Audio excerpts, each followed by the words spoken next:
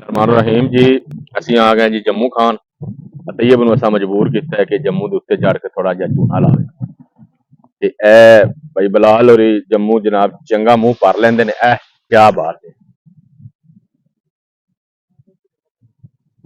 लो जी तैयब साहब चढ़ गए ने झूने वास्ते रेडी हो गए ने।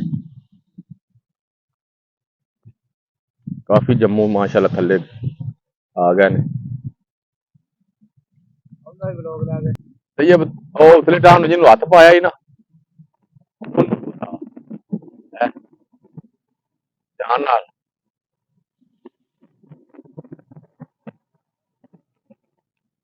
खड़े नाले आखे कोनी लै गया।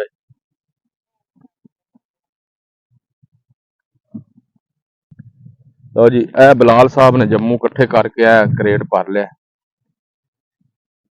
क्या मजा है यार, पिंड दी जिंदगी दा इंजॉय करीदा है ते वेले टाइम। अंजम साहब जनाब उत्ते ही फिरदे ने, हले अपना उत्ते पेट भर रहे ने। सानू उन्हां थल्ले तरसावना ए गुच्छे नूं फड़िया सु। क्या बात है ना यार विखा विखा के ते ना खा अल्लाह दे बंदा। वे खोले हो के मुंह भरी जा रहा। कैमरे दी आंख देख रही है जनाब।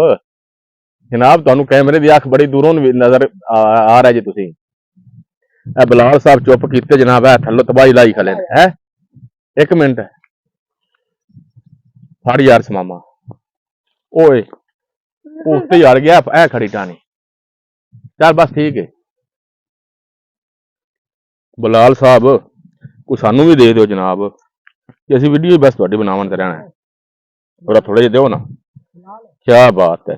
हाय हाय देखने वाले दे मुंह च भी पानी आ गया। ए बलाल साहब दी कमाई होई पई जी।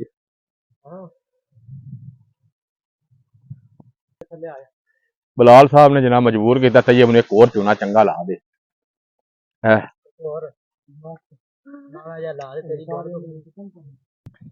हाँ मामू साहब सानू मजाक कर रहे सन ते आ वेखो ना चुगिया होया दे विच ते हथ मार रहे ने। ना कर यार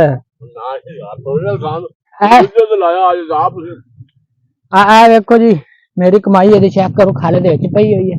ए चेक करो हुन जम्मू नजर आ रहा है। बलाल वेखो ना जे बांधिया पुंज रहा ते थल्ले आप उस पासे जा रहे हैं ते ओ मामू साहब दात बैठे हुए थे ना। है बंदा दाद बैठा है। देखो ना जम्मू माशाल्लाह। बलाल दा मुंह भरता विखावना सी यार। बलाल साहब विखाओ ना जरा मुंह भरया चोरी चोरी। साह भी नहीं आ रहा बलाल साहब तेन का। आज इस मामा है।